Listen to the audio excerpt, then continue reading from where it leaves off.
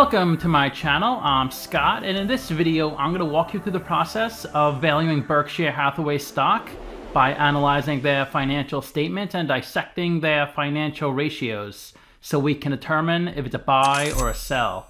Berkshire Hathaway is a holding company. The company has been overseen by Warren Buffett and Charlie Munger for many decades. It owns all or part of the following companies: Geico, Kraft Heinz, American Express, Coca-Cola. Its Class A shares have the highest per share price of any public company in the world. It reached $500,000 in 2022. I do not own the B shares, but I do own one A share. The company is headquartered in Omaha, Nebraska, and was founded in 1965. The company's history dates back to the 1800s. But around 1965 is when Warren Buffett took control of the entire company. When he took over the company, they were a textile business. Textiles are fabrics. The ticker trades on the New York Stock Exchange, Deutsche Börse, Xetra, Vienna, and London Stock Exchange. Let's get started with the model. This is a large cap company, 690 billion market cap. They're trading at $3.14 a share, and they have 2.2 billion shares outstanding. We're going to look at the B shares. The B shares trade a lot lower than A shares. Let's look at their financials. The way you value a company is you estimate the free cash flows into the future, and then you discount those numbers back to today's value. That's what we're doing in this video. And free cash flow is cash flow from operations minus capital expenditures. So they do generate a healthy amount of free cash flow, over $20 billion a year. It was close to $27 billion in 2020. Net income is the profit or loss on the income statement. It's revenue minus expenses. That was over $90 billion in 2021, a negative in 2022. They have lots of mark-to-market adjustments, so their net income can swing a lot year to year. So I would just focus on the free cash flow. Revenue is the sales for the company, and that was over $350 billion in 2021. It did drop a lot in 2022 to $234 billion. But once again, accounting adjustments affect this a lot, like derivatives. This is the company's income statement from their 10K 2020, 2021, and 2022. The numbers we looked at earlier I pulled from Yahoo Finance, but it's best to look at the company's financials. You get a lot more information. And sometimes Yahoo Finance can get a little wonky, especially for certain companies, like insurance companies, banks, and they do a lot of insurance business. Revenue from insurance and other is $250 billion. That's up from 2020 and 2021. They own Geico, which is a huge company. I have Geico car insurance. They own big stakes in railroads and utilities, $26 billion in freight rail, $21 billion in energy, and $5 billion in service revenues. That part of their business was $52 billion of revenue. Revenue for like Coca-Cola would fall into this other category. Sales and service revenue would include Apple and Coca-Cola, companies like that. Geico would be up here in insurance premiums. For their derivative contracts, they had a loss of $68 billion. In 2021, it was a gain of $78 billion. So the expenses for their insurance and other business is $225 billion. For railroad, utilities, and energy, their expenses were $41 billion. So total expenses, $266 billion. They did have a loss on their income statement, but I would just focus on their statement of cash flows, which we'll look at in a little bit. They buy back lots of stock. They had 1.6 million A shares outstanding in 2020. In 2022, it went down to 1.5 million. The B shares went from 2.4 billion to 2.2 billion. Let's take a look at their balance sheet. We'll go through their asset section. They have a ton of cash. It did go down a lot. It was 85 billion in 2021, but they have a lot of short-term investments, which are pretty equivalent to cash, 93 billion. So they have 120 billion of cash and short-term investments.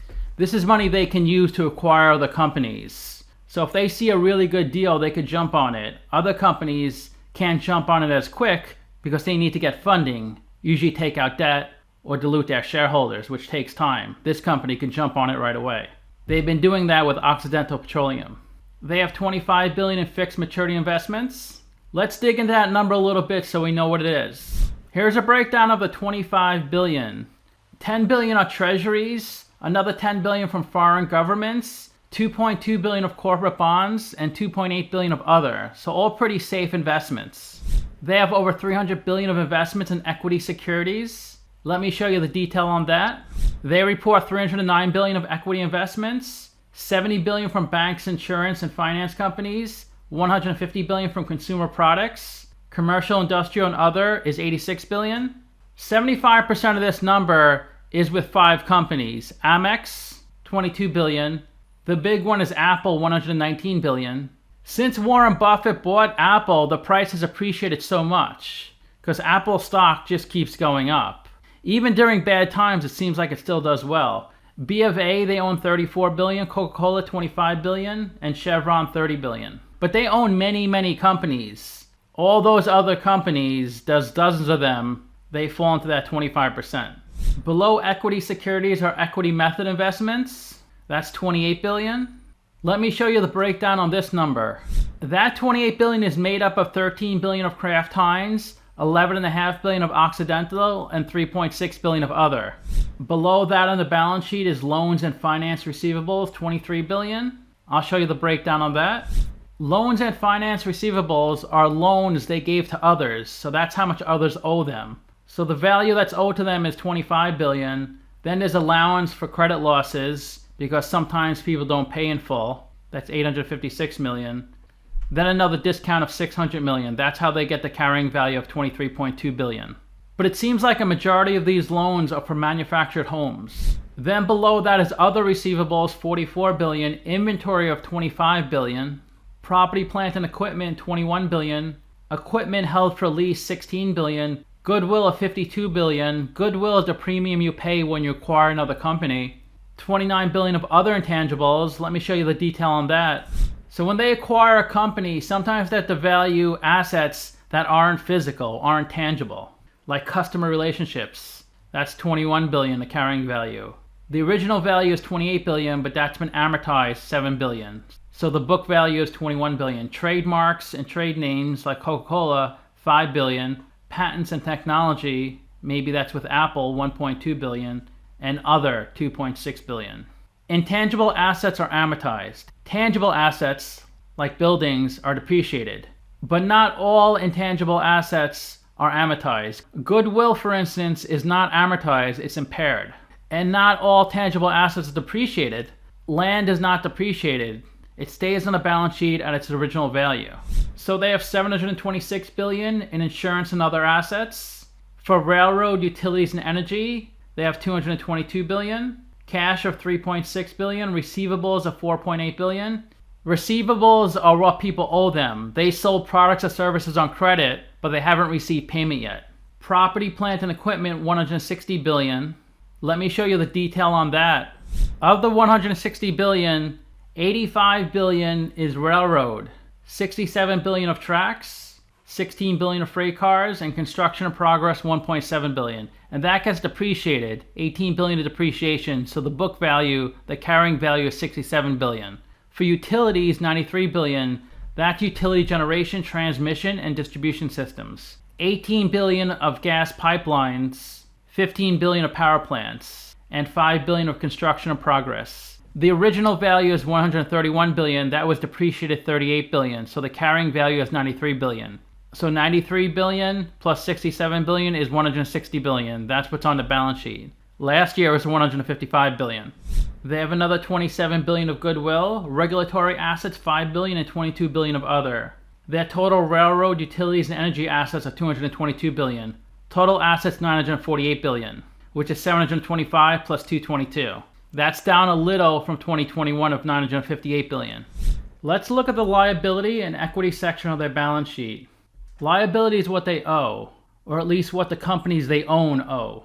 There's a lot going on with their insurance businesses. Unpaid losses and loss adjustments of $107 billion. Unearned premiums of $29 billion. Life annuity and health benefits of $22 billion. Accounts payable, what they owe for buying products or services. Aircraft liability, $7 billion.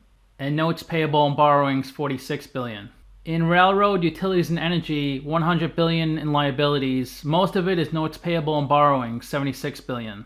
In their equity section, their retained earnings are over $500 billion. That's a sum of all their prior net income, so they're a really profitable company. And they buy back lots of stock each year, treasury stock of $68 billion. When they buy back their own stock, it goes onto the equity section of the balance sheet. It reduces their equity. When a company buys back its own common stock, it reduces their cash and their equity. When they issue stock, it raises their cash and equity. Here's their report, Statement of Changes in Shareholders' Equity. And this breaks down their equity section in a little more detail. So we can see their retained earnings at the end of 2021 was $534 billion, and they had a $23 billion loss, so now it's down to $511 billion.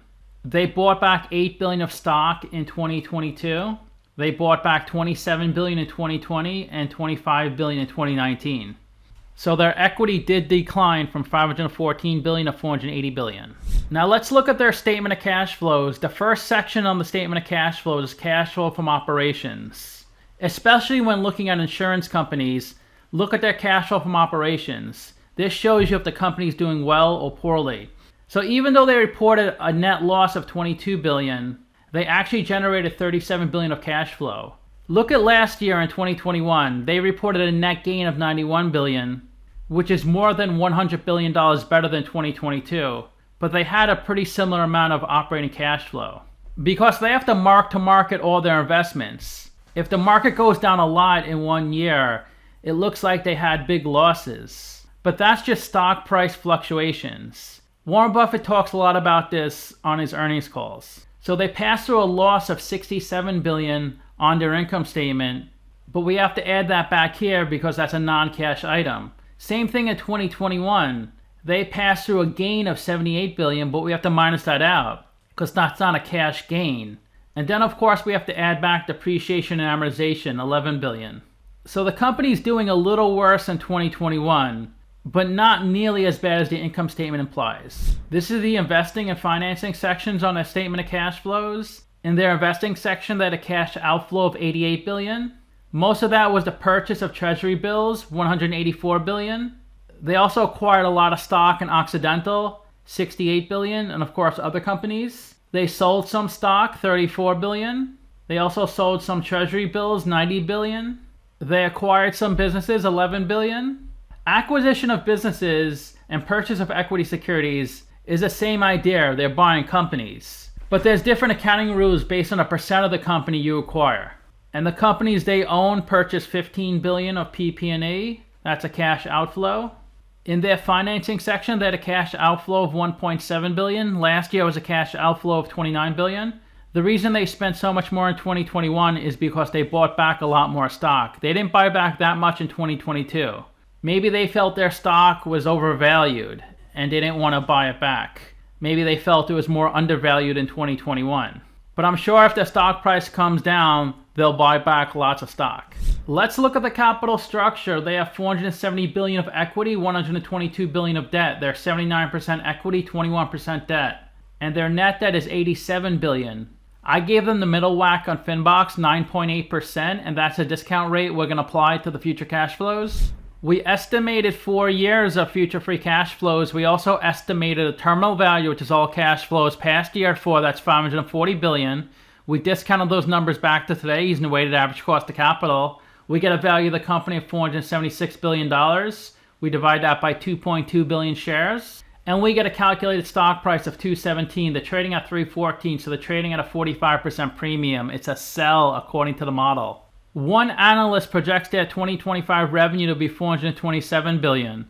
2024 is $379 billion. 2023 is $356 billion. I continue this trend into 2026 and I got $475 billion. That's how I got their future revenue estimates. They convert on average 8% of their revenue into free cash flow, so I multiplied their future revenue estimates by 8%. That's how I got their future free cash flows.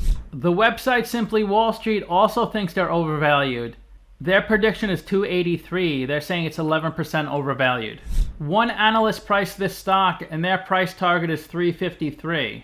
This is where the stock has been trading the last 5 years. Like most stocks that crash a lot during COVID, it fell below $200. But it's trading much higher than it was pre-COVID levels. It did hit close to $400 at its peak in the beginning of 2022. Then came down a lot the next few months, but has rebounded. In the past 5 years, this stock is up 59%, while the S&P 500 is up 55%. I own a lot of both, and I was happy when Berkshire Hathaway was up over 80%, but then it's come back down, so now they're tracking each other. So it doesn't seem like it really matters which one you buy because they track each other pretty closely. They have a beta of 0.88, so the stock is less volatile than the market. It's down 9% in the past 52 weeks, while the S&P is down 8%. The 52-week low is 259, the high is 351. And the stock is trading above its 50-day and 200-day moving average. 3 to 4 million shares are traded each day on this stock. Of the 1.3 billion shares outstanding, 1.2 billion are on float, 66% are held by institutions, and 0.5% of the shares are shorted. The reason the A shares are so high, close to $500,000 for one share, is because the company never splits. The only reason you see a split here of 50 for 1 is because he wanted to make it more affordable. So now he has the B shares in addition to the A shares. So that's why the B shares are so much cheaper than the A shares, because he took some of the shares and let people buy them for 1/50th of the price. If you put $10,000 into this company 10 years ago, you'd have $29,000 today. That's 11% annual return. The CEO's salary is only $100,000 and their total compensation package is $400,000. There's been more insider selling than buying. All the selling is by Jane Foundation. One buy by Ronald Olson.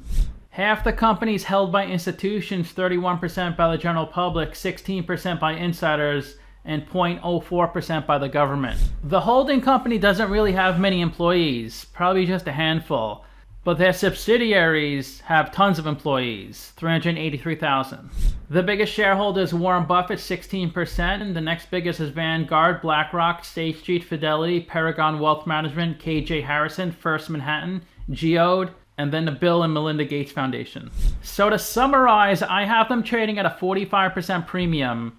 And the reason people pay a premium for the stock is because of Warren Buffett's name. And even after he dies, I don't think the stock will go down. Maybe a little bit. But his principles are baked into the company. He's the most brilliant investor of all time. So I think his company will do just fine. Just like all these other companies that are doing great after their founders pass away or leave. Like Apple, Microsoft. Even though he's currently the face of the organization, for many years now, he hasn't been as involved as he used to be 10, 20 years ago. So I'm pretty confident in who he hired and who he trained. I ranked their free cash flows 5 out of 10, their revenue 3 out of 10, and their ratios 5 out of 10. So let me know what you think. Give this video a like, subscribe, or comment below. Also, if you'd like to get a custom valuation or just support the channel, you can become a member by clicking on the link in the description below. Thanks for watching.